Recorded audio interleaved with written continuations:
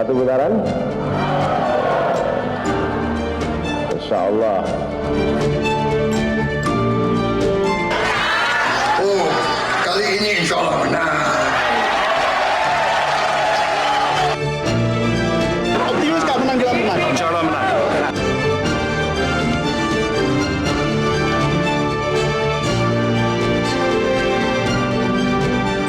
Wakanda no more, Indonesia forever. Kita akan perbaiki yang harus diperbaiki.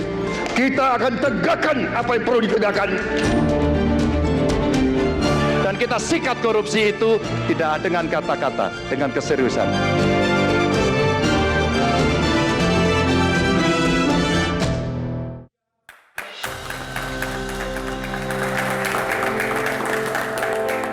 Baik pemirsa, 1 bulan sudah arena kontestasi Pilpres 2024 diisi dengan kampanye oleh ketiga paslon. Berbagai cara demi meraih suara hati rakyat dilegalkan. Tentu saja selama itu sesuai dengan aturan. Ruang-ruang publik didatangi agar simpati dikantongi dengan harapan suara akan diberi. Namun hingga saat ini masih belum ada suara dominan yang menjadi penanda bahwa pemilu bisa jadi berjalan 2 putaran.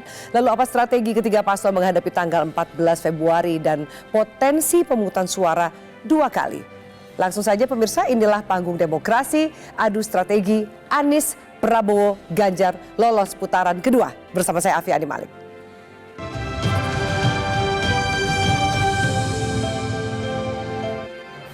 Baik, dan langsung saya perkenalkan narasumber yang sudah bersama saya di studio hari ini. Kita ke sebelah kiri saya dulu. Ini perwakilan dari masing-masing paslon. Ada Bang Bestari Barus, halo Bang Bestari Barus. Akan kampanye boleh. Pak Wihadi, halo. Bang Eriko, halo. Apa kabar? Selamat Natal dan Tahun Baru. Selamat Natal dan Tahun Baru. Semangat di tahun baru ya. Dan sebelah kanan saya ini ada pengamat komunikasi politik Henry Satrio. Bang Hensat, halo. Halo, selamat tahun baru. Selamat tahun baru. Dan juga pengamat politik sekaligus Direktur Eksekutif Indobarometer, Mbak Muhammad Kodari. Salam Mas Kodari. Pancasila. Ini janjian guys, ini bajunya kompak banget. Ini apa? Karena tahun baru, jadi baru. kembali fitrah gitu. Iya. Tadi kan waktu masuk dikasih satu-satu. Oh gitu ya. Nggak dapat ya?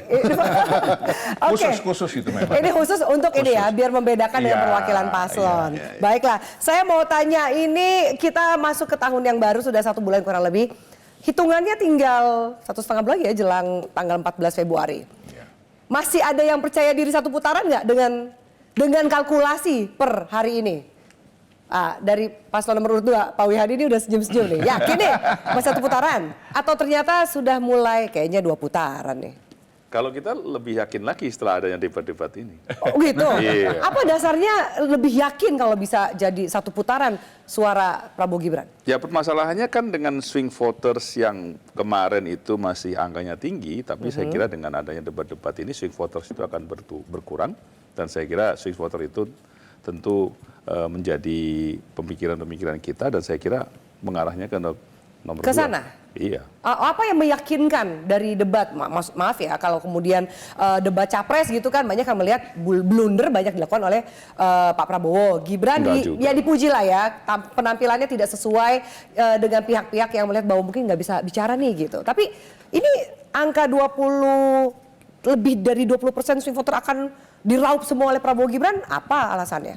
Ya kalau kita lihat sekarang ini kan anak-anak muda itu 60%, kita katakan. Dengan swing voters yang ada itu adalah boleh dikatakan anak-anak muda yang paling banyak.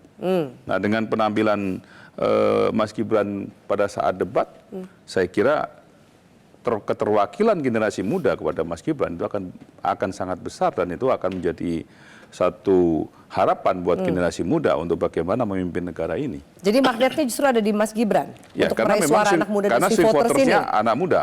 Oke, Ya. baik. Bang Eriko, seperti apa? Ya, ini kan kita mengkaji dari data ya. Kan kalau kita menyampaikan sesuatu kan harus ada datanya Mbak Afi. Ya. Ini saya belajar dari Pak Kudori. Kalau nanti bahas dari hasil surveinya Pak Kudori nggak fair nanti Bung Hensat bilang loh saya juga punya, jadi lebih bagus kita ambil yang yang katakan netral. Ada memang pihak yang belum memutuskan atau katakan ragu-ragu, itu 28,7%. Betul. Dan itu kalau dilihat sebenarnya di dunia real, itu adalah masyarakat yang sebenarnya tidak terlalu intens terhadap sosial media, terhadap TV, media cetak, itu. Nah, kemudian 71,3% yang katanya sudah memutuskan. Ternyata, Mbak Afi, ini dari data kami kebetulan diskusi dengan peneliti dari Litbang Kompas, itu disampaikan 41,7% masih swing voter. Nah, kalau dihitung dari 71 itu, dari 71, ternyata masih swing voters. Masih swing voters. Jadi belum bisa diklaim akan memilih siapapun yang diajak. Mereka salah satu cenderung melihat dari debat ini. Nah, itu kurang lebih 29%. Ya. 28-29%. Jadi baru 43% yang sudah memutuskan.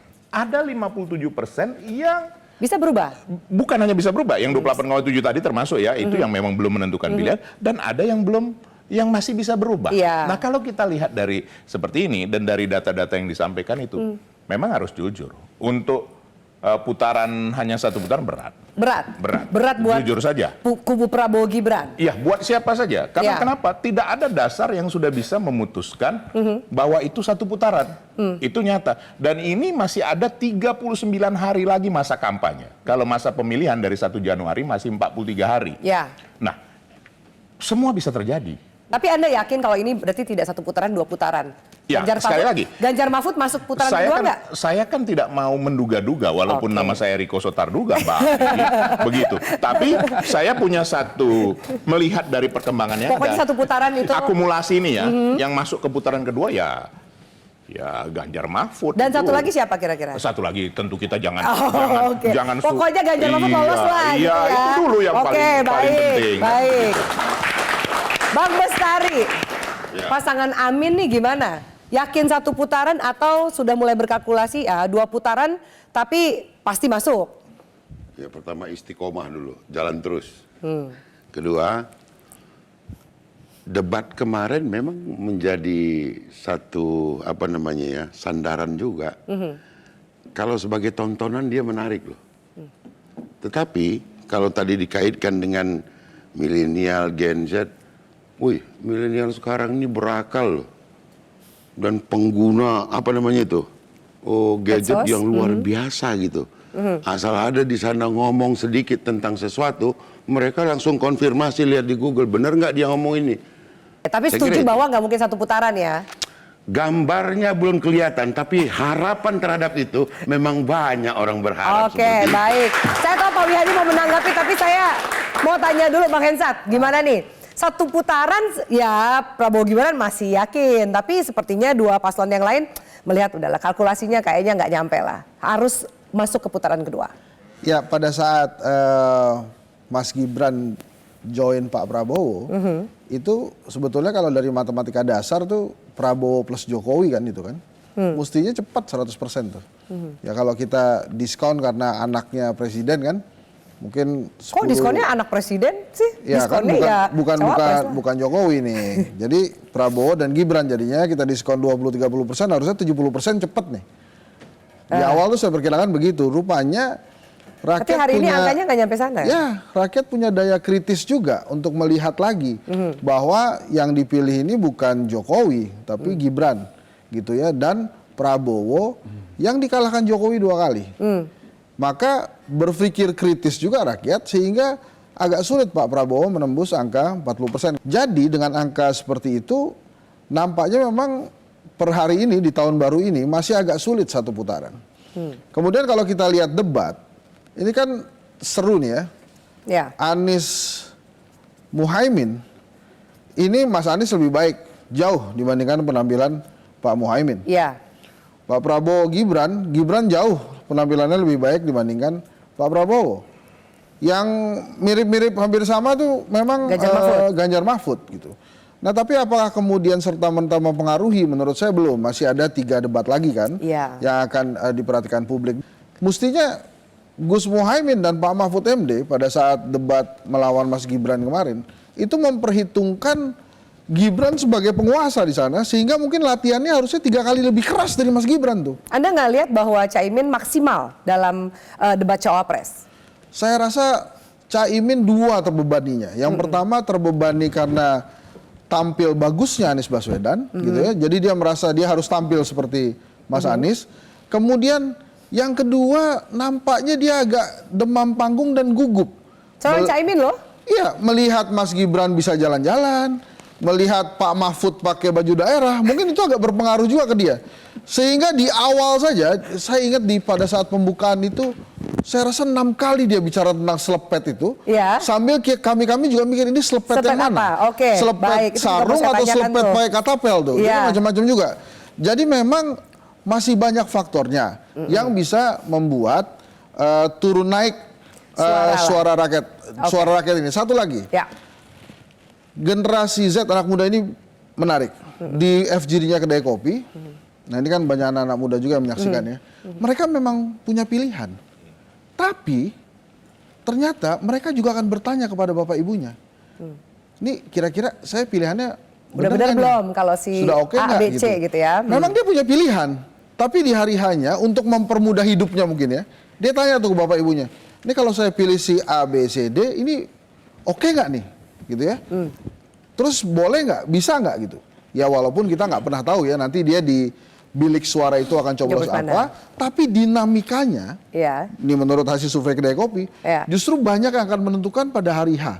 Jadi saya kebayang jangan-jangan di bilik suara itu bisa saja pindah-pindah itu suaranya walaupun memang sudah ada yang sure gitu ya, sudah sure ke Mas Anies, sudah sure Ya. ke Pak Prabowo, sudah sure ke Pak Ganjar. Mas Ganjar. Oke, jadi belum bisa berpegang dong Mas Kodari pada survei hari ini. Kan survei lagi banyak nih ya kan. Jadi belum bisa berpegang karena masih ada 3 debat lagi. Undecided sama swing votersnya juga masih tinggi gitu tergantung penampilan dari paslon. Oke, supaya sederhana begini, kita tentu harus berangkat dari data. Saya setuju dengan Bung Eriko tidak terduga.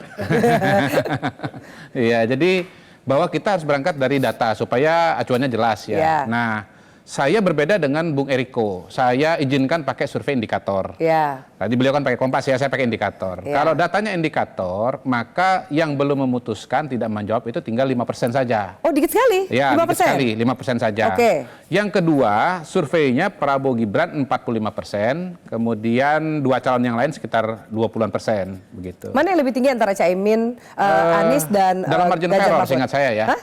Dalam margin of error Oke, seingat saya. baik. Ya, kurang lebih lah gitu. Oke. Nah, yang kedua begini, survei itu bisa dilihat sebagai still foto, jadi potret sesaat, cekrek pada hari ini, tapi bisa juga dilihat sebagai sebuah film, sebuah tren gitu.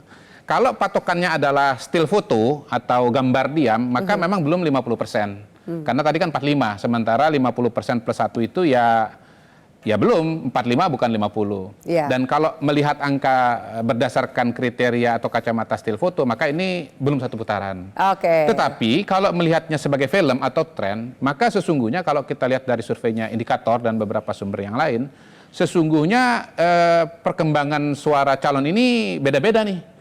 Prabowo Gibran itu naik dari Oktober sekitar 35, November 40, kemudian awal Desember itu 45.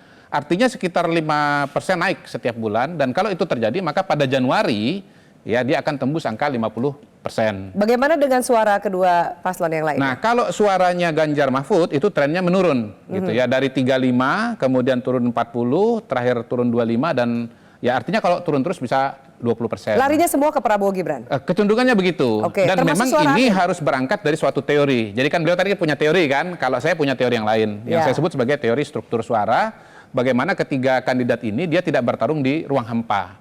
Dia bertarung dalam sebuah ruang atau sebuah lapangan yang sesungguhnya dibentuk oleh respon masyarakat kepada Pak Jokowi. Ya. Yang saya sebut sebagai kolam besar dan kolam yang lebih kecil. Ya, kolam yang lebih besar ini adalah kolam orang yang pro atau puas kepada Pak Jokowi, sekitar 75-80% tingkat kepuasan Pak Jokowi. Yang kontra, yang tidak puas sekitar 20-25%. Ya. Nah, dinamika itu sesungguhnya lebih banyak terjadi pada kolam yang puas kepada Pak Jokowi.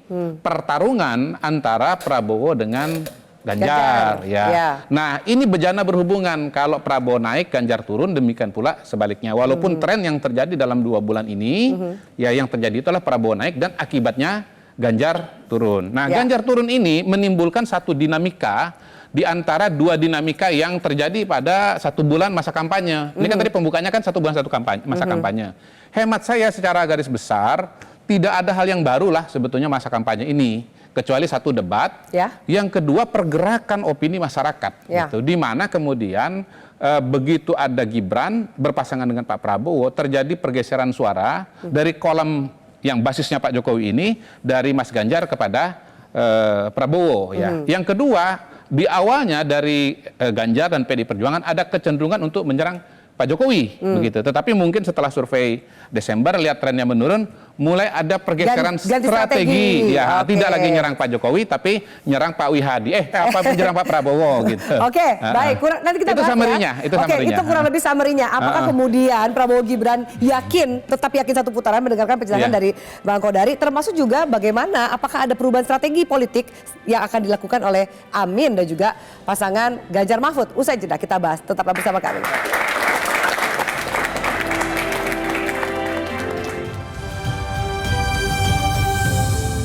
Jelajahi cara baru mendapatkan informasi. Download Metro TV Extend sekarang.